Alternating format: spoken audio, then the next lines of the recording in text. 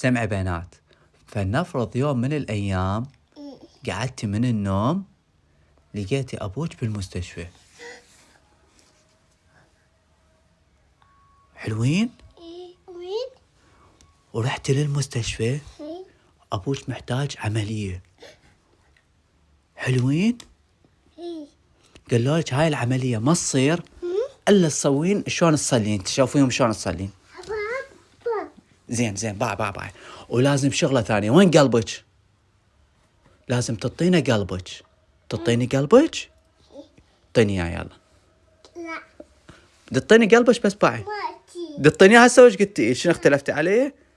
اخذت من ناخذ قلبك بس اكفي راح تموتين. شنو؟ ماتت لا اسم الله حبيبي. باي